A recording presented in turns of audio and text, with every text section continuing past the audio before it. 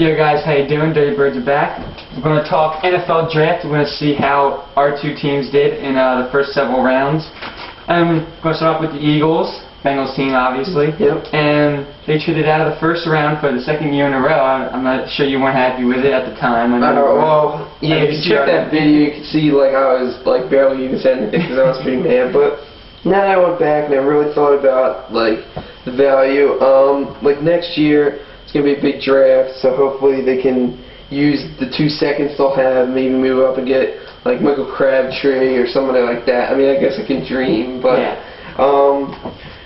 They got, and then with the second round pick, the first second round pick, they got Trevor Lawrence, defensive tackle from Notre Dame. Notre Dame was pretty bad last year, but he was on the bright spots. He had 112 tackles last year. He had a great season. He's definitely he'll be the third defensive tackle behind, of course, Mike Patterson, Broderick Bunkley, who we drafted a couple years ago. So had 3 great defensive tackles, which we definitely needed. Yeah. Many people thought it was a surprise to get a backup defensive tackle that early, but I think he is that good, so I think it's a great pick up there, definitely. And next pick, probably the most, I guess, exciting. You finally got like a position player for McNabb to throw to. Sean Jackson, wide receiver. He's great. Immediately helps the punt return. Yeah, definitely. He's got amazing speed, which is great.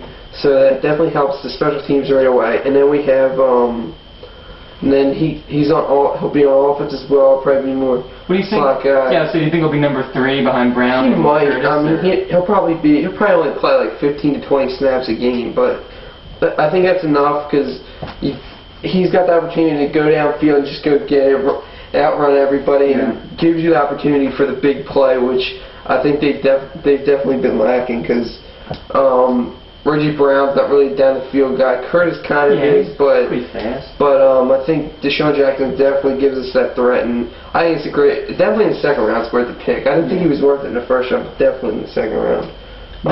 In the third, you drafted outside linebacker Brian Smith. Now that's kind of that was definitely a reach. Brian Smith, McNeese State. This is defensive end, but probably ended up being a linebacker. He's like too small to play defensive end, but a little too big for a linebacker. So he's one of those tweeners, but Jim Johnson likes that. Of course, Trent Cole is the same way. He's kind of undersized, but we know how that worked out.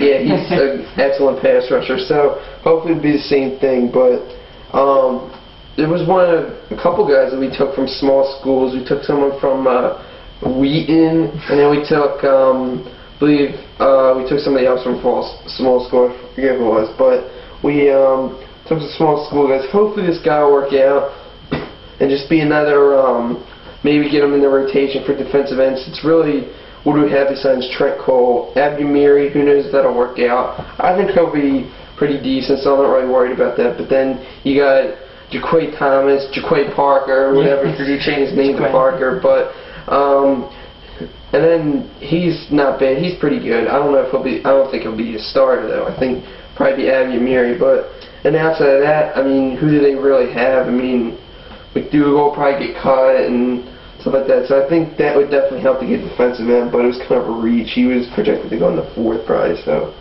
then the 4th round with pick they got from the Panthers trade, they took Mike McGlynn, the offensive tackle. You know, Andy Reid loves his offensive tackles. Definitely. And I guess he'll help. I don't know if he probably won't start, obviously, but he'll have to be there when Runyon, he's getting up there in age, so and he'll probably be there in the future.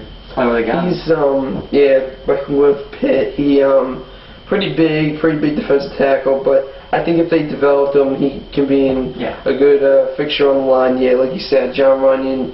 Definitely not getting any younger. I think he's going to be 33 by the time the season starts. Of course, you got William Thomas. Trey Thomas. Now he's William Thomas, but he's getting old as well. Both former first round. He was the first round pick of the Eagles. This was Runyon. I think Runyon was of the Titans, or the whatever they were, or the Titans. But I think McGlynn could be a good player. Andy Reid obviously loves his offensive tackles.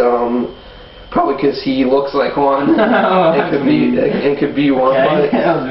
But I think Gwynn's that's a decent pick in the 4th round. I like the fact that we got an offensive tackle, and then maybe next year we could actually draft one of them and draft a safety.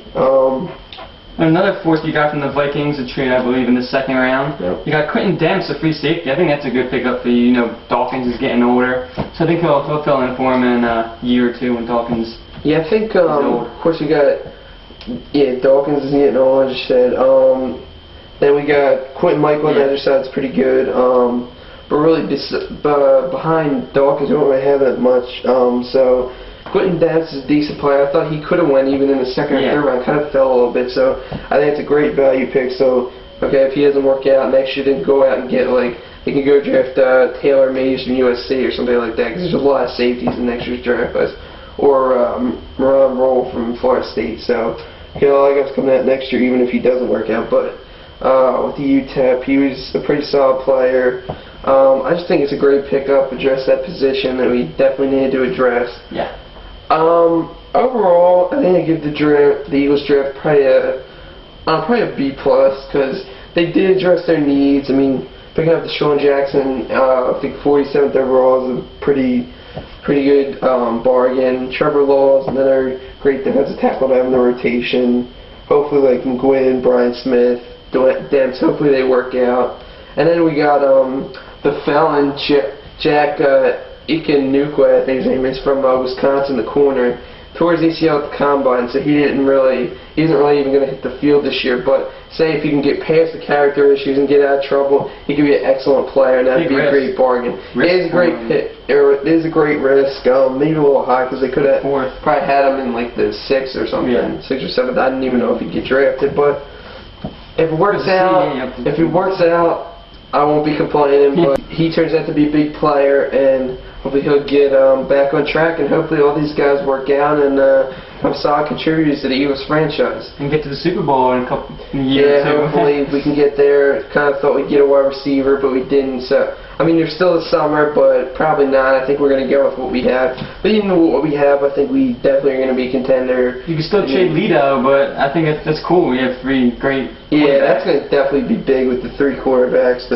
Of course, Asante and Sheldon Brown. Yeah. And Sheldon Brown will not be playing safety, as I heard on the WIP show with former Eagle Ike Reese. He asked him point blank if he'd move, and he said he kind of doesn't want to. He probably would just do his best for the team, but he doesn't really. He doesn't think it's really a good option to move to safety. So 3 excellent corners and good secondary. I think